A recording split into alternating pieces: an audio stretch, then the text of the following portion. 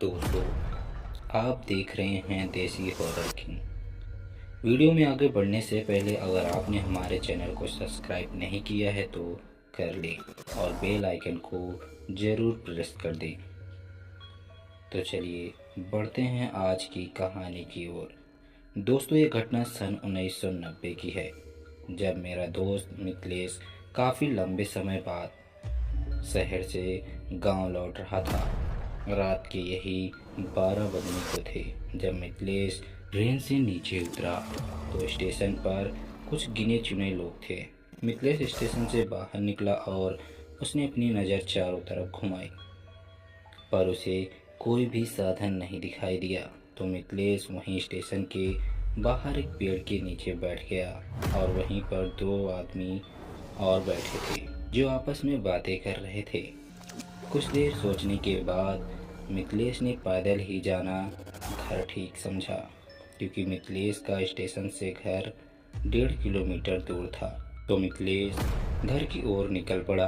मिथिलेश घर की ओर बढ़ ही रहा था कि तभी अचानक से हवाओं का चलना तेज हो गया और वह हवाएं मिथिलेश को डर का एहसास करा रही थी, क्योंकि रोड के दोनों ओर पेड़ थे और वह और भी डर का एहसास करा रहे थे। फिर मिथिलेश ने सोचा कि रात भर स्टेशन पर रुक जाता तो ठीक था। यही सोचते हुए ये आगे बढ़ ही रहा था कि तभी उसकी नज़र कुछ दूर पर खड़े एक आदमी पर गई, जहाँ पर एक पुराना कुआं था। उसे देखकर मिथिलेश को थोड़ी राहत मिली, तो उसने सोचा कि चलो अब रास्ता आसानी से कट जाएगा। मिथिलेश अपनी कदमों की रफ्तार को तेज करते हुए उस आदमी की ओर बढ़ने लगा। मिथिलेश उस आदमी की ओर बढ़ ही रहा था और जैसे ही वो उस आदमी के पास पहुंचने वाला था कि तभी अचानक से वो गायब हो गया। उस आदमी को गायब हुआ देखकर मिथिलेश को समझने में बिल्कुल भी समय नहीं लगा कि वो कोई इंसान नहीं बल्कि एक शैतान था। मिथिलेश बिना देरी करते हुए वो वहाँ से भाग पड़ा। वह भागते हुए जा रहा था तो उसे ऐसा लगा कि वो शैतान उसके पीछे आ रहा हो, और जैसे ही उसने पीछे पलट कर देखा तो कोई भी नहीं था। और फिर जब उसने सामने की ओर देखा तो उसके कदम वहीं पर रुक गए और फिर उस शैतान ने डरावनी आवाज़ निकालते हुए कहा, आज तो तुम्हारा मरना तय है, आज तो तुमके कोई ना बचा पाई।